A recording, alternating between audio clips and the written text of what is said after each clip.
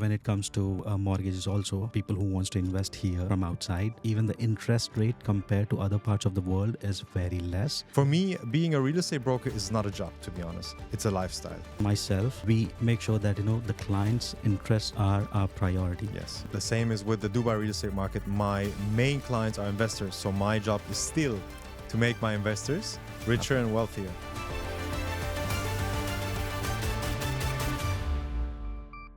Hello everyone, this is One More Deal with the Lending Tree. This is a new episode. Today we have a very special guest with us. He is the CEO of Lieb Partners Real Estate Company. He's young, he's just 33, he's from Germany, Mr. Amir Aziz. Welcome, Mr. Amir. Thank you very much, Mr. Sham. Thanks for having me today. Thank you. Thanks for the introduction. Thank you. I am happy that you're here with us.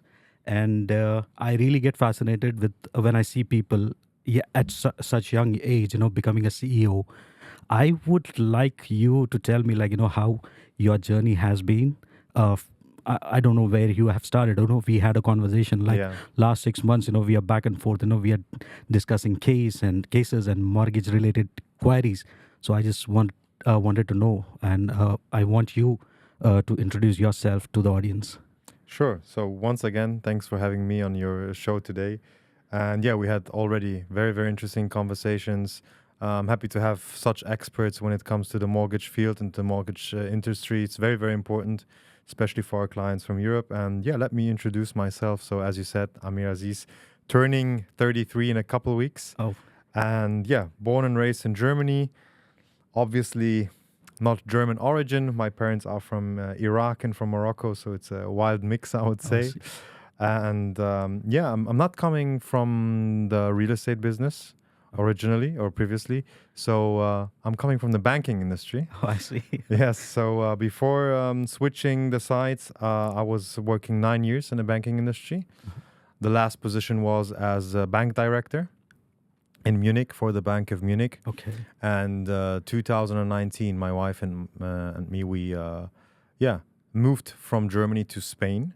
My wife, she was always being in the real estate industry. Oh, that's since great. 2016, but in the marketing as a marketing specialist. Okay. So before leaving Germany, she was head of marketing at a big real estate agency in Munich, one of the biggest ones, and she was the reason why I switched lanes.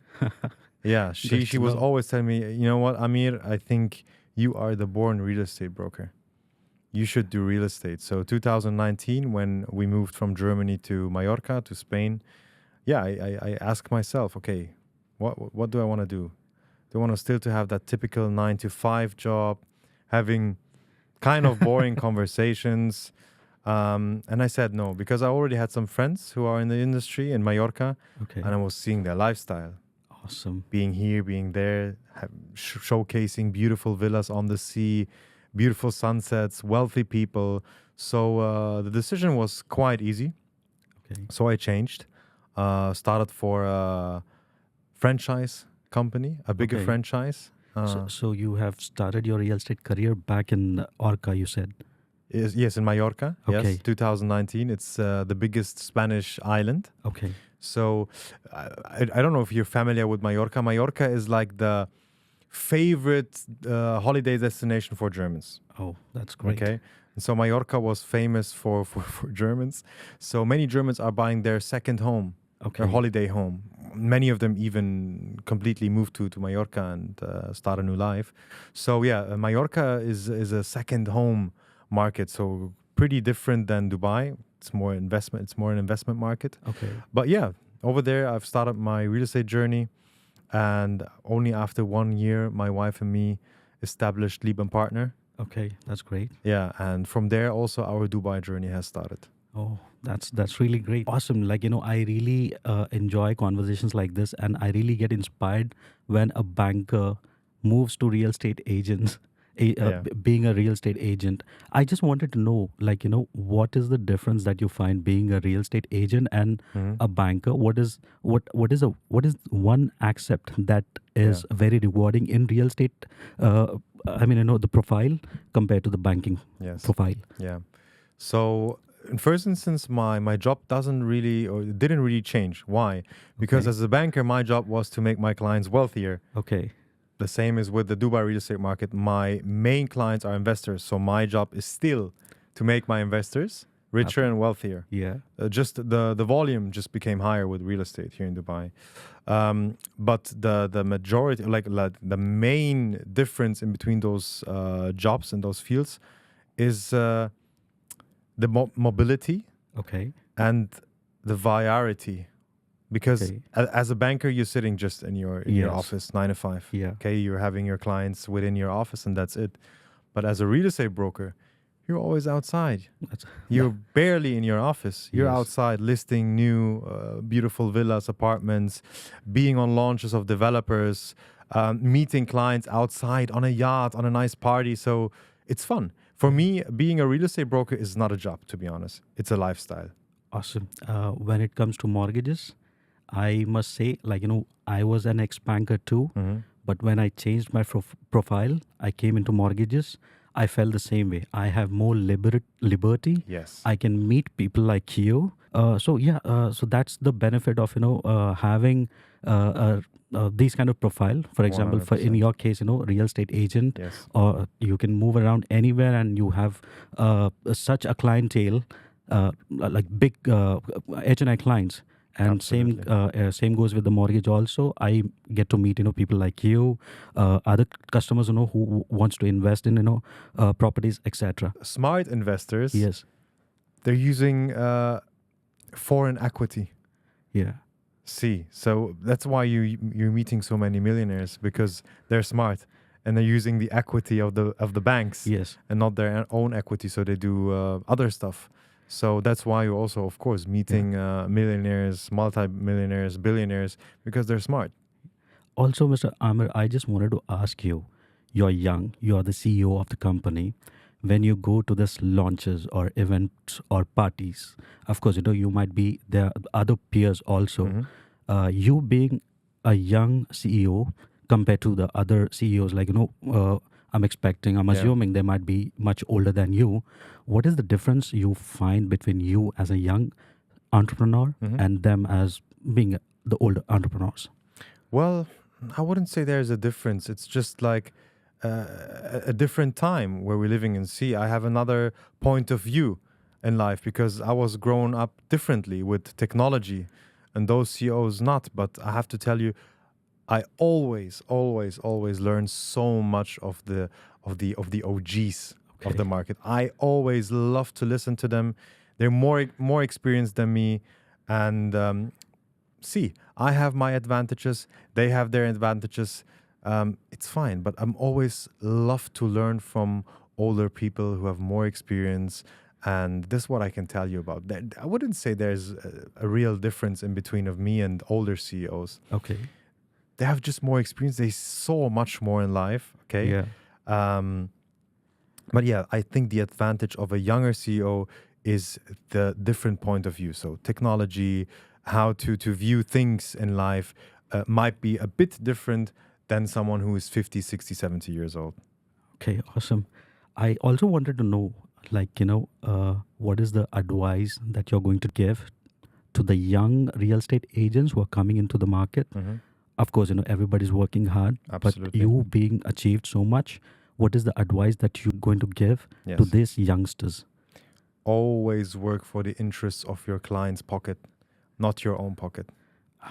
If you work for the interests of your client's pocket, you automatically are working for your own pocket. So always do the best for your client. Don't try to make fast money, and also don't be blended and fooled by social media where you see other real estate agents doing so good, driving Lamborghinis and so on.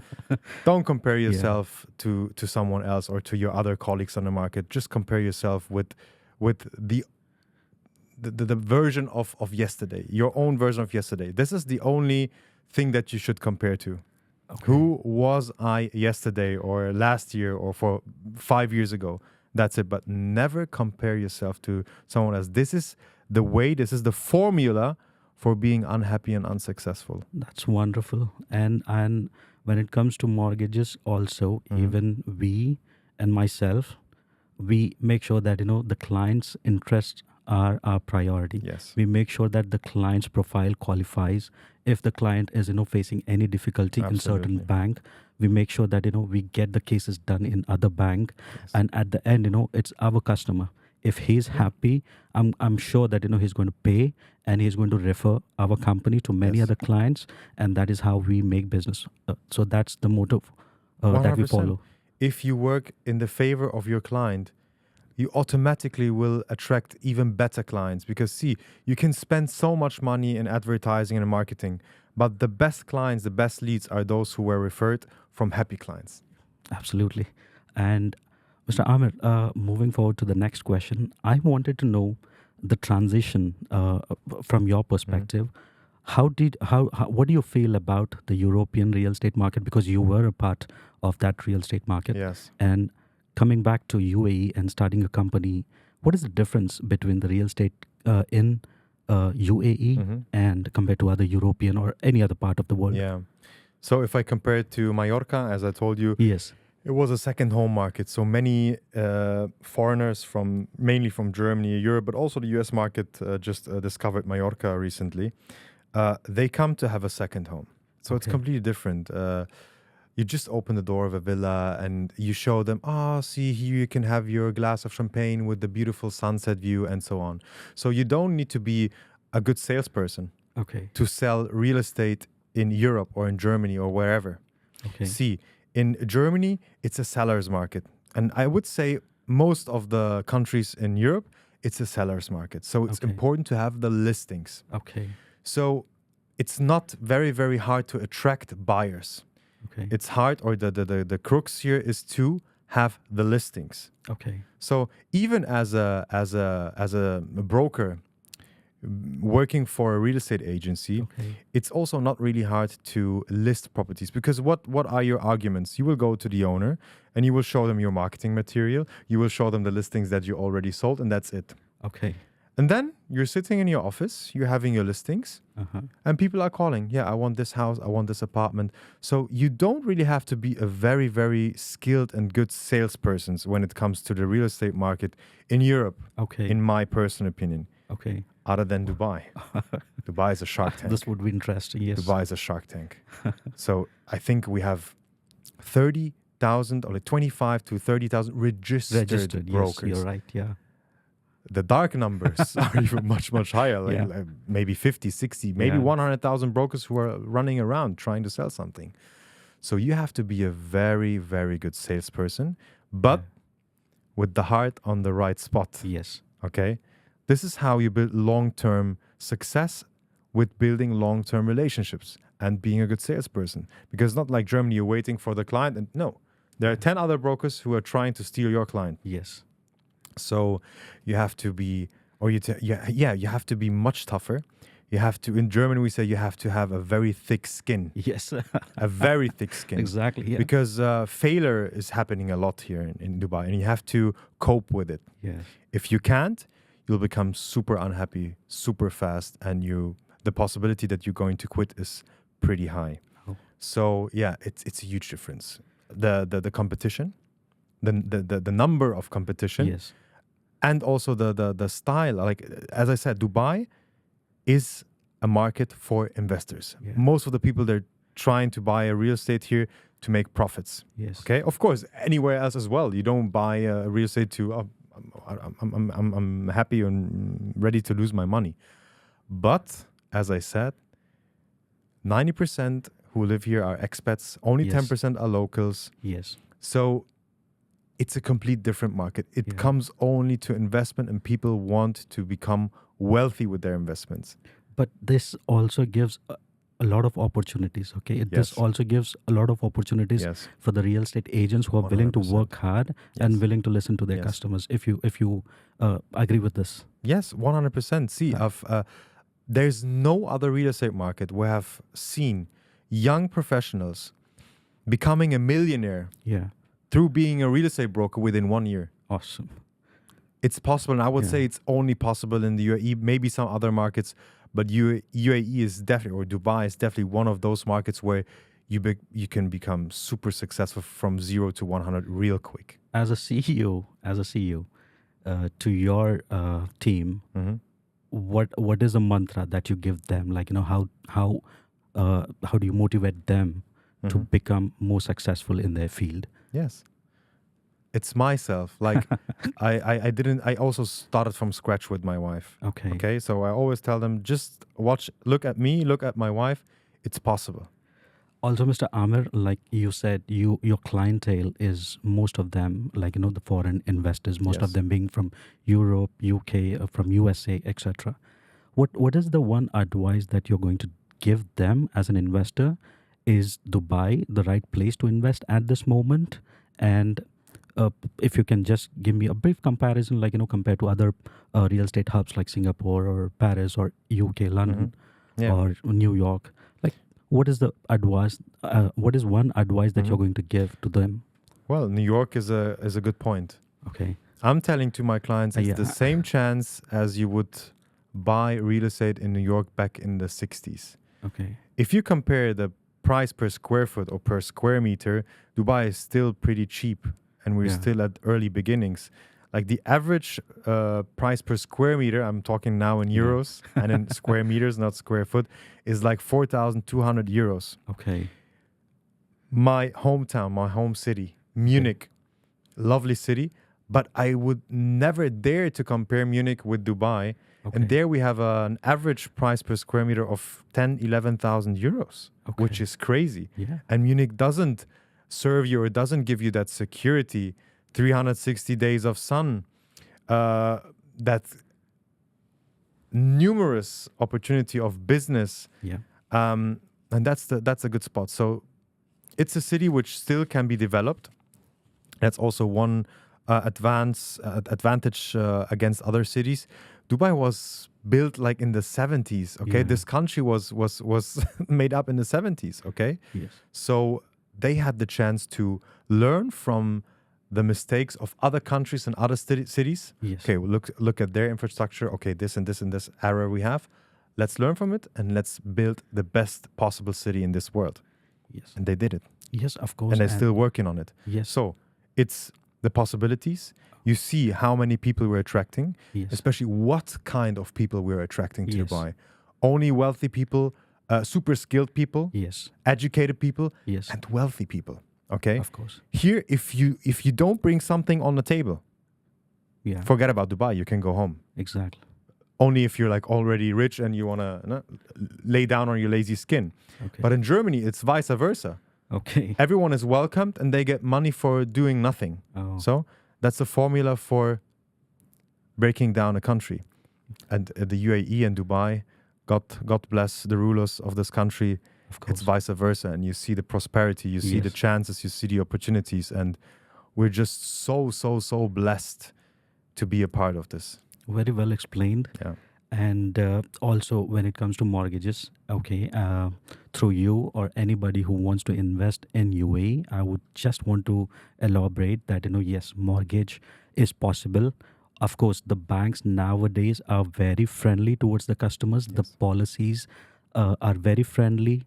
Anybody from UK, from European market or UK, anybody, they can invest here as long as they have a source of income back in their home country. They can invest here. Up to 60% of the property value can be mortgaged. I guess, I think there's a lack of knowledge. There's lack of information Oh my God, yes. in the world, around the world, that, Yes. real estate in Dubai is booming and investors from outside is welcomed, and the bank policies are very lenient and quite friendly. Yes. So any investor who wants to buy a land here or property here, yes, banks are always happy to give them the mortgage. 100%. This is something, as you said, there's some colleagues of mine, they're misleading people because really, I have German colleagues that are saying, mortgages are not possible for you as a foreigner, as a German here in Dubai, which is nonsense. I'm surprised why they tell their Yes. clients this. But yeah, it's definitely possible. As you said, up to 60% can be mortgaged. Yes. You just need to have a source of income. Even the procedure for foreigners Yes, is quite easy. easier than for residents. It's such a pity. Yes, you're exactly right. We face a lot of difficulties processing a simple salaried case Yeah. compared to non-residents investors who just want 60% because it's a controlled payment again. Yeah. So banks are on the safe side. So that's the reason, I guess, it's very simple. Yes. And yes, and foreign investors can come, invest, make money work for them. They can, earn rental incomes Yes. out of these properties. I mean, it's a good time for them to invest now in UAE. Definitely, definitely. So when I heard the first time, okay, it's possible to mortgage as a foreigner, I was saying yes, because see, as I told you in the beginning, smart investors are using foreign equity. Yes. This is the formula of becoming wealthy. Yes, and Yes. we had a presentation. Luckily, we had Yeah. that opportunity as a company to come and give a presentation to you and your colleagues, your team members, basically. And yes, and I can see that our collaboration would do very good. Our motto is to serve the clients. Of course, as you said in the at the earlier stages of this podcast, of course, customers. Benefit would be our priority. We always think from Always. the customer's point. Yes. No, also your criterias or how you work, your fee policies, and so they're super fair compared to other or competitors. So yeah, your policy, your fees, how you work, how you dedicate yourself to your clients, to our clients, is superb. And yeah, we're happy to collaborate with you. Of course, again, when we say non-resident clients, people who wants to invest here, if you can just explain, what would be the best area as of now for them to invest, and if you can give a brief example, should they Yeah. go for the major developer or a sub-developer? What is your take on this, and what would you suggest your non-resident clients when it comes to builders or the property or the area? Yeah. So area-wise, I having my focus and my team on Dubai Islands, Okay. Maritime Awesome. City. That's good. Because why? See, we have seen already what happened to those waterfront communities in Dubai, such as Yes. Blue Water Island, Palm Jumeirah, Jumeirah Bay Island, Pearl Jumeirah. Yes. We're having like crazy prices per square meter. For example, Blue Waters, 14,000 euros per square meter. If you have bought yourself in like a couple of years ago, you also had the opportunity to buy in yourself for 8,000 euros per square meter. Okay. And now we have the second chance. This is definitely the last chance. Maybe also with Palm Jebel Ali, but so far only like expensive villas have launched. So for people with smaller tickets, definitely go to Dubai Islands and Maritime City, because we're having starting prices of 6,000, 6,500 euros per square meter. That's awesome. Okay. And I compare the real estate market of Dubai with the crypto market. Okay. And let me explain you how. Yeah, please. So- I am interested in this. Yeah, the coastal line of Dubai Okay. is like the Bitcoin. Okay. It's the king. Bitcoin is king and the coastal line of Dubai is king. Why? Why? Because it's scarce. Okay. It's scarce. Yeah. So if the last plot was sold, Done. khalas, done. Yeah. And you're owning literally something like Bitcoin Yes. because you have a finite asset Okay. compared to other areas such as JVC, or you see how much space we still have left in the desert. Okay. So basically, you could build up another lagoon, another villa community, another beautiful tower with this and that amenities. You can build it 100,000 times again. Yeah. So it's something which is infinite, Yes. okay? It's like a shit coin, Yes. okay, which has a supply of 100 billion coins, and Bitcoin only 21 million coins. That's So this is very my interesting. comparison. That's very interesting to Yes. look at it. Yeah. Very well explained. And okay, when it comes to mortgages, also people who wants to invest here from outside, yes, even the interest rate compared to other parts of the world is very less. The interest rates are starting only from 5.49% per annum. Yeah. I mean, that's very competitive and very less compared to other real estate hubs in the world. So I mean, yes, that's one thing I just wanted to tell you. Like when you were comparing it to the Bitcoin, it's very interesting how Yeah. you explained it. I think we spoke about this topic in our last meeting with the Yes. team. You know, I have a specific strategy to leverage even the investments of my clients. Yes. And you said it's possible Yes. to, we have an off plan. Yes. We mortgage the last installment, the Yes. big installment, okay, on handover date. Yes. Then we'll take a ready apartment, Yes. and the thing, or the let's say the money which is left Yes. of the first mortgage, because the value of the property Increased. Yes. increased, Yeah. so we have a bit left, right? Yes. This leftover Yeah. can be used for another mortgage as well, right? Yes, exactly. So this is the leverage effect that we can build here. Yes, exactly. And I was amazed that you thought of this, and I discussed this at my office also. Okay, great. I mean, yes, of course, I have a team of 25. We have a team of 25. Of course, there are people who have more experience than me. But yes, of course, this can be done. And technically speaking, we're talking about 100% finance here. Yes, it's possible. It's 100% finance, Exactly. which is insane. And which is legal and which can be done completely. Okay, so 100% finance is also possible when we are speaking about this. Yes. Of course, on the papers, it's a little difficult to put it, but when people like you can, find out a solution like this, of course, it is doable. Yes. I remember your face, how surprised you were. No, I was wondering, I was starstruck for a bit, for a moment. Yeah. Then as soon as I left, I had a discussion with my colleague, Mhm. and I said, yes, this can be done. So Yeah. basically, we are talking about 100% finance also for the Amazing. investors, That's which can be amazing. done.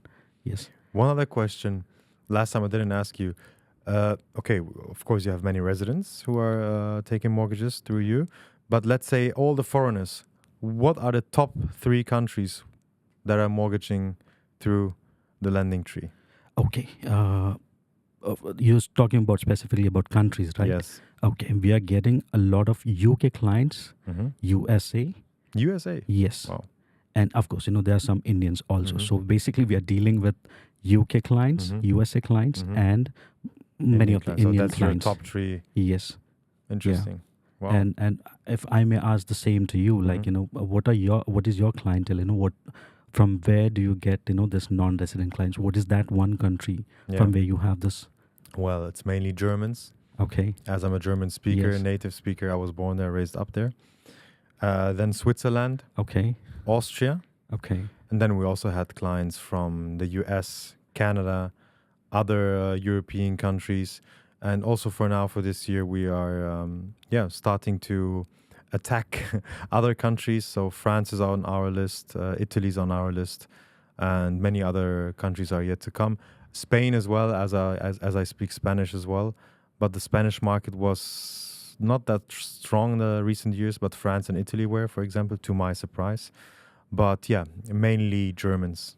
Who are the difficult ones? Like which is the country like to handle? Of course, everyone is nice. Of course, Absolutely nice, personally they are yes. very good. But there might be certain sector or certain country of people like which Yeah. is a little difficult. Of Yeah. course, It's Germans. Hi to my German friends. Yeah, but it's their right. I mean, it's in foreign investment in a country that they don't know. It's even out of the continent. It's Okay. out of Europe, so it's their good right to ask many Yes. questions, as many as possible. But yeah, if we go to developers and they ask us where are your main clients from, we say Germany, say, oh my God, we feel so sorry for you, because they also know that they're famous for being difficult. I understand, and also it's their right to ask. Of course, and we have to deliver what they ask. Like we have to Absolutely. solve their queries. That's our job. Yes, absolutely. That's our And- duty. Yeah. Which was your difficult case? Like, who was your difficult client and what was the scenario like? I just wanted to know Mhm. for fun purposes. Phew, let me think. Because, well, I also had super easy deals. Okay. Well, let me think about a very, very difficult deal. Let me say, like, see, from my perspective, of course, every client is important, be it a small ticket size client Yes, or be it, always. yes. But when I see if it is a small ticket size client, maybe he's millennia. Okay, it doesn't Yeah, matter. But doesn't the matter. requirement might be small. But when it is a small ticket size, it's very difficult It for me is. Yes. because there's so many queries, I there are know. so many questions asked. Of course, it's our duty to answer them. But I feel smaller ticket size are a little difficult to handle. I agree. The same for me. So if I compare smaller tickets to like bigger tickets, someone who's buying a villa for 20, 30, 40 million dirhams Okay. is much easier than the client who's buying a one bed for 1 million dirhams. He's asking much more questions. He's much more insecure. Of course, because a multimillionaire who's able to buy a mansion for 30 million dirhams, Yes. I think it's easier for him to Yeah. spend money in general as a person who like worked hard. Everybody's Yes. Everybody's working hard for of his course. Yeah. hard-earned money. But yeah, for those persons, of course, like they have to think 3 times about, okay, should I really invest 1 million dirhams in one property in a foreign country? So yeah, this is difficult. But I'll have one story. Yeah. So it was a client. He always was missing out on the launches because it was, I will wait. He was always missing out. Okay. And this took, you won't believe me, 18 months. Oh my God. Yeah, I don't know how many projects I proposed to him. I think it was 7, 8 projects. Okay. And then he finally realized, okay, if I won't make a decision, I will miss out again, and again. But So, 18 months you have followed up. I mean, that shows your Always. patience too. see, never give up on a client. I have many clients who approached me and my company 2 years ago, and today they're buying. Awesome. Because see, they need to be convinced. They don't believe what's happening on the market, so they see. Then, oh, one friend has bought in Dubai, another friend has invested in Dubai, and they're like, okay, I'm missing out, and that FOMO effect is kicking in, and they say, okay, you know what? Please, I regret that I didn't invest it 2 years ago, but they're still ready to invest today. So never give up. Yes. I never give up unless the client is saying, you never call me again. Then I say, okay, khalas. Okay. I leave this client. I That's give good. I give But up on 18 it. months is a long time. Yeah, and yeah, that yeah. shows your patience. That's nice. That's Always. Yeah. And yes, of course, it goes with the mortgages also. Like some of the clients, who are there in the market, of course, if they have money in their pocket, that is when they make an inquiry, like, oh, what are the chances of getting a mortgage? Of course, they might be having 20% or 40% down payment. Yes. That is when they have this idea of, asking for mortgage. Yes, but I do also have clients who have inquired like a year back, but I'm doing the case now. Yes, I mean, it takes time. Of Yes. course, as you said, never give up on the clients. That's a good mantra to have a successful clientele. Definitely. Look, we have to imagine you a broker. You invested so much time. Yes. Okay. So many nerves on one Yes. client. He might be not ready right now, but he might be ready in 12, 18 months. But you give up on him because you're not patient enough. Yes. Okay. Another broker will close him. And this is even much more painful Yeah. than just, forget about a client. So every client who was once interested in something, Yes. believe me or not, he's still following up and still watching and observing the market. Yeah. Don't be foolish and don't let another broker close Yeah. your client, which approached you proactively Yes. a certain time ago. Of course, he or she might have had another plans, or maybe Yes. they ran into some kind of issues. But of course, that idea of buying a property or acquiring a mortgage to buy a property is still back of the mind. Yes. And of course, if you keep following up, definitely, as you said, after 18 months, the client will get converted. 100%. So always follow up. I mean, we have CRM systems, AI, which is helping us to Yes. follow up and to have reminders. It's so Yes. simple. Okay, always make a reminder for like 3 months. I'll follow up. Let's see what happens. But never give up and say, okay, next one. But this is the mentality that many, many brokers in Dubai have here. I've seen it. Always no, new lead, please. No, new lead. I don't want to call old leads and do cold calling. Yeah. That's the wrong attitude. This is not how you get successful and how you belong to those 1%, top 1% brokers in Dubai. That's very well explained, Mr. Amir Aziz. I think we are nearing towards the closure of this podcast. If you want to explain anything to the audience about your company, and if you want to say anything to them, like, you can. For sure. So yeah, as I said, we are a boutique German real estate agency. As you might know, we have more than 2,600 developers here in the city. So it's a jungle, okay? And the differences in the quality and on the reliability of developers here in Dubai is super high. So we are very, very picky when it comes to adding developers and projects to our portfolio. So as I said, 2,600 developers, and we're working with 20, 30. Yes. And what we are watching is very, very important. We don't add any developer which doesn't have any track record. Okay. How can I see, how can I evaluate the quality of a developer of a project if he never have delivered something in the country? I understand. Yes. So this is a main criteria. And the reliability. Yes. To see, okay, was he delivering the handover on time or was he delaying? So we even have like very, very, very big developers. I don't want to name any names. Yes, of course. That we don't work with. Yeah. Because they're delivering too late. Because their quality, their substance of building materials is not good enough for our beloved European clients. So yes, if you want to have a reliable broker, which is not only selling your project and then forget you. In German we say, let you fall like a hot potato. After sales is super important.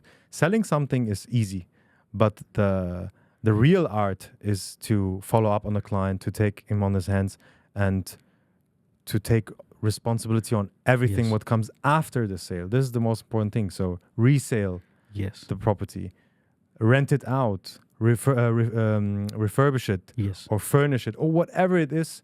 We're there for our clients, and this is, I think, one of our big USPs, and our German work ethics and I've seen that work attitude. Yes, definitely. Yeah. I've seen that very well explained, Mr. Amir. I am lucky that you were here on Thanks my for podcast. And to the audience, that was the episode, one more episode, and it is called One More Deal with Lending Tree.